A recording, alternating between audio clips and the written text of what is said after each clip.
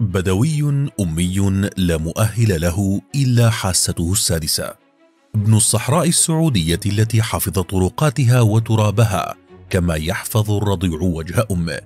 تفوق على الخرائط حتى لقب بGPS الثلاثينيات والأربعينيات، الرجل الذي اكتشف كنز السعوديين الأسود فغير وجه المملكة للأبد، وتحول من بدوي إلى واحد من أشهر الشخصيات في تاريخ السعودية، ليدخل التاريخ من أوسع أبوابه بعد أن أبهر الأمريكيين والعالم، وقدم لأرامكو ما عجزت التكنولوجيا وكل الأجهزة الحديثة عن تقديمه، ولم يبخل بعطائه حتى وفاته بمرض السرطان.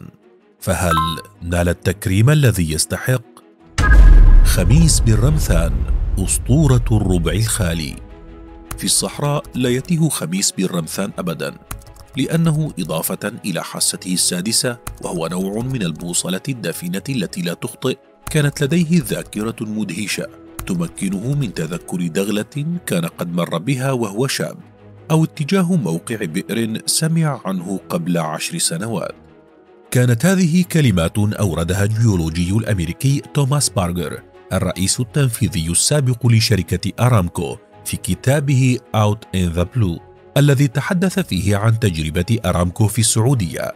فمن هو خميس الذي لفت أنظار الأمريكيين وورد اسمه في شهاداتهم وكتاباتهم؟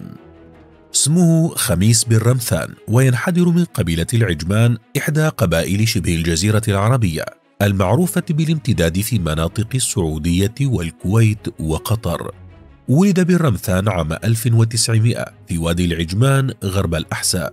قضى حياته مرتحلا في الصحراء يتنقل على ظهور الإبل حتى ألقت الصحارى ملامحها على وجهه، ومنحته ما منحت غيره من أبناء البادية: فراسة وفطنة وذكاء وقوة شخصية. ومع نشأته في صحراء الربع الخالي حفظ مسالكها واكتسب مهاراتها، ورسخت دروبها في ذاكرته شبرا بشبر، فكان على معرفة بالأودية والموارد والقبائل بكل تفاصيلها، إضافة إلى تعلمه مهارة الاستدلال على الطرق والمواقيت بالنجوم، فكان يقطع الصحراء من شمالها لجنوبها معتمدا على ذاكرته دون استخدام خريطة أو دليل، حتى لقبه البعض ببوصلة الصحراء التي لا تخطئ، وآخرون أسموه أسطورة الصحراء. نقطة التحول. كان خميس رجلا أميا لا يمتلك العلوم، لكنه تحول فجأة إلى أحد أشهر الشخصيات في تاريخ السعودية، وبات يحتل مكانة كبيرة في تاريخ بلاده.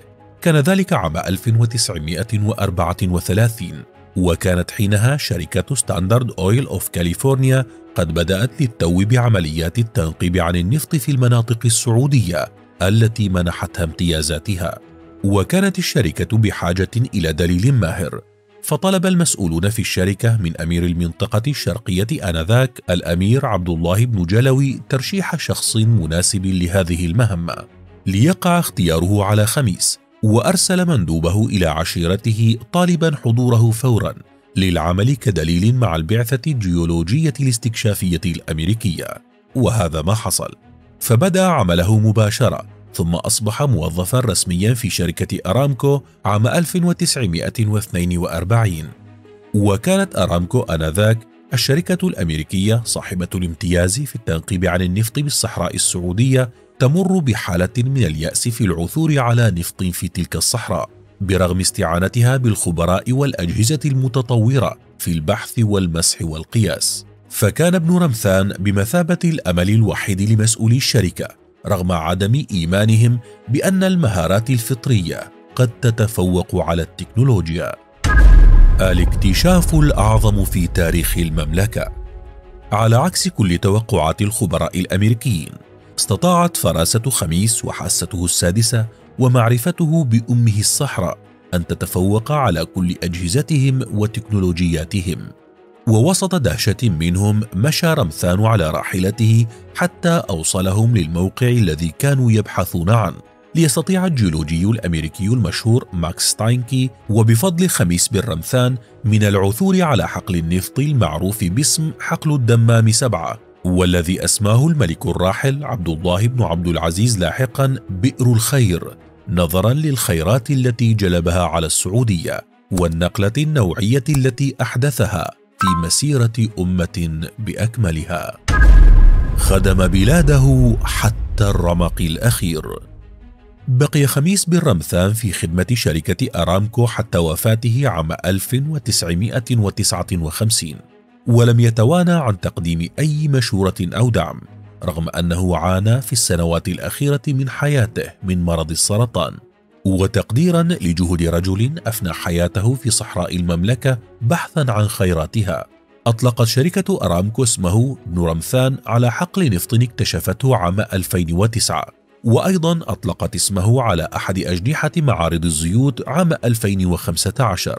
وفي سبتمبر عام 2017 أطلقت الشركة الوطنية السعودية للنقل البحري التابعة لأرامكو أطلقت اسم ابن رمثان على أحد ناقلات النفط العملاقة تخليدا لدوره وخدماته. ولم يكن تكريم خميس بن رمثان فقط بعد وفاته، بل قبل وفاته بعامين، فحين أتم 15 عاما كاملة في العمل مع أرامكو منحته الشركة شهادة تقدير وجائزة، وكتبت عنه في مقالة باللغة الإنجليزية في النشرة الأسبوعية الشمس والوهج الصادرة عن أرامكو باللغة الإنجليزية كلمة تقدير شرحت فيها سيرته الذاتية. جاء في جزء منها: كان يعرف جغرافية المملكة مثل ما يعرف الطفل أمه، وفي مناسبات عدة أثبت للجميع معرفته بمناطق بلده بدقة أكثر من الخرائط، ولهذا كان ينظر إليه باحترام ويوقر من قبل زعماء القبائل وذوي النفوذ في البادية. هكذا دخل خميس تاريخ بلاده من باب لم يكن متوقعا، وبقيت صورته وبصمته عالقة في أذهان كثيرين، واستحق توثيق سيرته في تاريخ المملكة النفطي والاجتماعي والسياسي. فهو الرجل الأمي البدوي الذي أسهم في اكتشاف عصب التنمية الأول في المملكة العربية السعودية. فهل بالإمكان محو اسم رجل بإنجاز كهذا من تاريخ المملكة؟ والسؤال الأهم: هل يستحق خميس بن رمثان اهتماما أكبر وتعريفا أكثر بإنجازاته للسعوديين والعرب والعالم أجمع؟